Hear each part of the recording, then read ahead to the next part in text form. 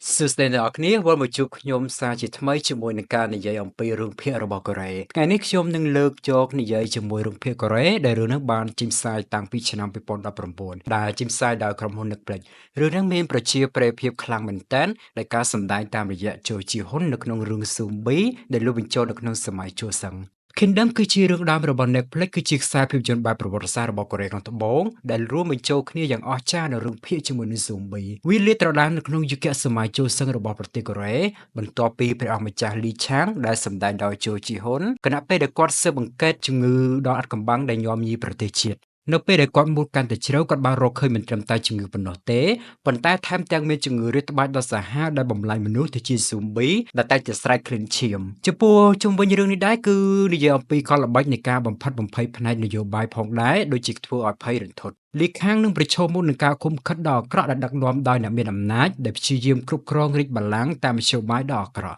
់នៅពេលដែលព្រះរាជាណាចក្រត្រូវបានបំផ្លិចបំផ្លាញដោយការផ្ទុះឡើងនៃ Zombie ជួសឹងត្រូវបានគ្របដណ្ដប់ឡើងដោយភាពខ្មៅងងឹតនឹងភ្នំនិងទន្លេដែលកំពុងតែរងការរាតត្បាតដ៏ចម្លែកក្តីសង្ឃឹមតែមួយគត់នៃការសង្គ្រោះប្រជាជនពីអំពើអាក្រក់ដែលមិនស្គាល់មុខគឺជាព្រះអង្គម្ចាស់ Lee Chang ជូជីហ៊ុនគាត់នឹងដើរតួជារាជទាយាទលីឆាងជាព្រះអង្គម្ចាស់រាជទាយាទរបស់ជូសឹងនិងជាកូនចៅផ្ទាល់តែមួយគត់របស់ស្ដេចទោះជាយ៉ាងណាក៏ដោយតាមពិតគាត់គឺជាកូនខុសច្បាប់ដែលកើតចេញពីកូនប្រពន្ធចុងហើយត្រកូលហេវ៉ុនជូត្រូវបានគំរាមកំហែងជូហាក់ជូគណៈពេលដែលភរិយាទី2របស់ស្ដេចគឺលេឌីជូមានផ្ទៃពោះជាមួយនឹងកូនស្របច្បាប់គាត់សង្ស័យថាមានកំហុសនៅក្នុងជំងឺរបស់ឪពុករបស់គាត់ហើយមានការបង្ហាញពីគ្រោះថ្នាក់ដល់ការសាហាវដែលគួរព្យាបាលមួយផ្ទុះនៅក្នុងសាច់រឿងហើយគាត់ក៏បានឃើញខ្លួនឯងមិនត្រឹមតែការប្រយុទ្ធជាមួយ Zombie ប៉ុណ្ណោះទេហើយគាត់ក៏ប៉ះគ្នាជាមួយនឹងការរៀបចំប្រឆាំងរាជវាំងនៅក្នុងនយោបាយផងដែរពាក្យចចាមរាមដ៏អាក្រក់កំពុងតែរីករាលដាលជុំវិញគឺព្រះអង្គម្ចាស់ត្រូវជាបិតារបស់ Lee Chang គឺទ្រង់កំពុងតែមានជំងឺ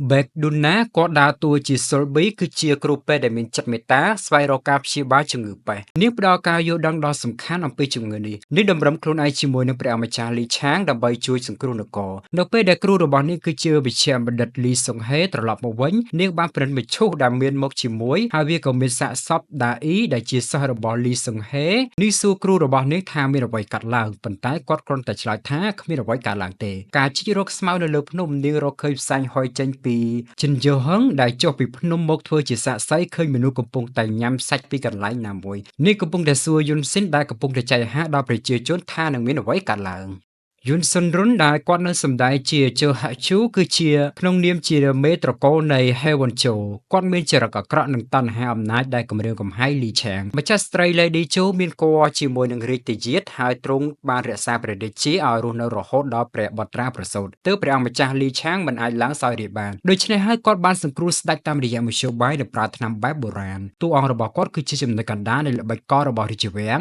គណៈពេលដែលគាត់ស្វែងរកការដណ្ដើមអំណាចដែលដាក់គ្រួសាររបស់គាត់ឲ្យគ្រប់គ្រងរាជបល្ល័ង្កគីមសុងយូសម្ដែងជាយុនស៊ីនគឺជាអ្នកប្រមាញ់សាច់ខ្លាដ៏អាថ៌កំបាំងគាត់គឺជាអ្នកប្រយុទ្ធដ៏ប៉ិនប្រសប់ដែលបានចូលរួមក្នុងបេសកកម្មព្រះអង្គម្ចាស់ឆាងប្រឆាំងនឹងមនុស្សមិនស្លាប់ប្រវត្តិនៃការរស់រានមានជីវិតរបស់គាត់បង្ហាញឲ្យឃើញនូវតម្លៃដែលមិនអាចកាត់ថ្លៃបាននៅពេលដែលពួកគេប្រឈមមុខនឹងការកើនឡើងនៃមេរោគបន្ទាប់ពីនោះគាត់ជួយកសាងខ្សែការពារ Upromax ដែលទប់ទល់នឹងរលកចូលមករបស់សត្វមានជីវិតគាត់បង្រៀនទាហានពីរបៀបបាញ់គណៈពេលដែលពួកគេអនុវត្តជំនាញរបស់ពួកគេទោះជាយ៉ាងណាក៏ដោយគាត់មានភាពជាក់លាក់ជាខ្លាំងនៅពេលដែលគាត់ឃើញរលកចូលថ្មីសត្វដែលមានជីវិតនៅពេលព្រឹកគីមហេជុនគាត់សម្ដែងជាព្រះមហាក្សត្រយ៉ានីជូទោះបីជានាងនៅក្មេងក៏ដោយក៏នាងមានមហិច្ឆតាការពារទាមទារកូនប្រុសរបស់នាងដែលមិនទាន់កាត់ដើម្បីឡើងគ្រងរាជ្យនាងប្រើភាពវឹកវរនៃគ្រូកាចដើម្បីផលប្រយោជន៍របស់នាងក្នុងការធានានូវការគ្រប់គ្រងគ្រួសាររបស់នាងនេះគឺជាភរិយាទី2របស់ស្ដេចបច្ចុប្បន្ននាងជាបុត្រីតែមួយគត់របស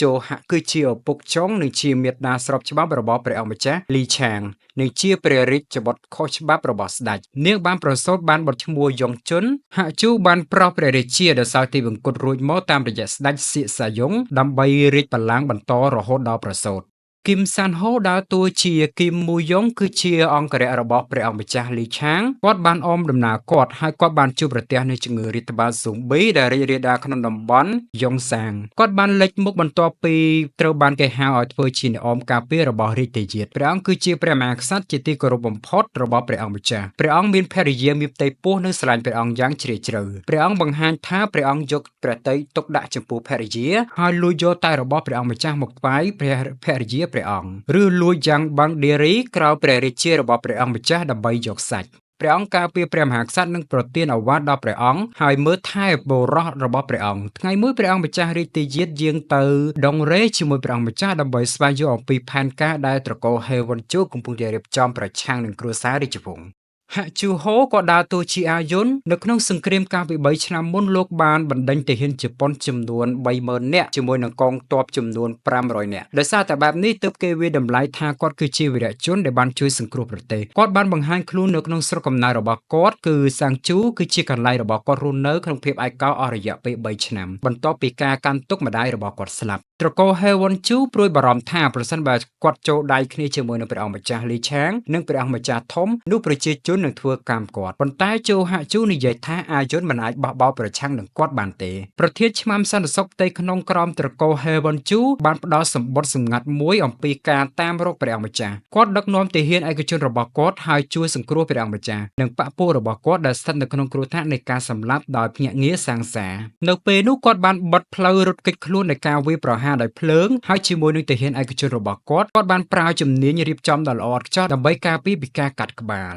ចុងសងវុនក៏ដើរតួជាជូប៊ុំអ៊ីលគាត់គឺជាកូនប្រុសតែមួយគត់របស់ជូហាក់ជូអ្វីត្បិតតែម៉ោងចាក់បញ្ចាំងរបស់គាត់តូចប៉ុន្តែតួនាទីរបស់គាត់នៅក្នុងរឿងគឺសំខាន់គាត់គឺជាសមាជិកកឹមកុនវីឡាហើយគាត់គឺជាមនុស្សខូខើម្យ៉ាងវិញទៀតព្រះអង្គម្ចាស់បានលក្ខនៃការស្អប់ខ្ពើមចំពោះព្រះអង្គម្ចាស់លីឆាងនៅក្នុងទីក្រុងហាមយ៉ាងដែលអ្នកសរសេរសម្បត្តិសរសេរថាស្ដេចបានសោយទីវង្គតដែលវាជាការបង្ហោះហើយអ្នកដែលមិនបានធ្វើអ្វីទាល់តែសោះរហូតដល់សម្បត្តិនោះត្រូវបានបង្ហោះហើយក៏ត្រូវបានវាយប្រហារផងដែរបន្ទាប់ពីនោះមកគាត់បានរកឃើញរាជទាយាទដែលជ្រៀតចូលជាមួយនឹងហ្គាំងយុនជុនហើយបានគំរាមគាត់ដោយដាវនៅក្នុងបន្ទប់របស់គាត់បងអ៊ីលនិយាយថាយើងកំពុងតែរក្សាច្បាប់របស់ស្ដេចប៉ុន្តែលីឆាងសួរថាតើអ្នកអាចដោះស្រាយឈាមនៃគ្រួសាររាជវង្សបានដែរឬទេបន្ទាប់មកព្រះអង្គម្ចាស់ប្រគល់រាជទាយាទឲ្យទៅស្ដេចដុងហ្គាំងជុនតាមបញ្ជារបស់ព្រះបិតាទ្រង់គឺជូហាក់ជូនៅពេលដែលគាត់ដឹងថាព្រះរាជាបានរៀបចំការបោះបោរព្រះអង្គម្ចាស់ទៅកាន់រាជវាំងដុងហ្គាំងប៉ុន្តែព្រះអង្គម្ចាស់បានលាក់ខ្លួននៅក្នុងដុងគេរួចទៅហើយព្រះអង្គម្ចាស់បានដឹកនាំទ័ព30 នាក់នៃឆ្មាំរាជវង្សជាមន្ត្រីបញ្ជូនបន្តតាមបញ្ជារបស់ហាក់ជូហើយតាមចាប់ព្រះអង្គម្ចាស់គាត់បានមកដល់ឃ្លាំងឱសថបុរាណឈ្មោះថាជីយុនហុលជាដំបូងហើយទទួលបានកំណត់ហេតុអំពីជំងឺដើម្បីរៀបចំសម្រាប់ការមកដល់របស់រាជទាយាទពេលនោះរាជបុត្រនៅដល់ក៏ព្យាយាមចាប់បានចំពោះរឿង Kingdom Season 1 នេះគឺជារឿងដែលមានប្រជាប្រិយភាពហើយក៏មានការទន្ទឹងរង់ចាំជាមួយនឹង Season បន្តផងដែរហើយចំពោះ Season 1 នេះដែលបានចេញផ្សាយកាលពីខែមករាឆ្នាំ2019សរុបទាំងអស់មានចំនួន6ភាគ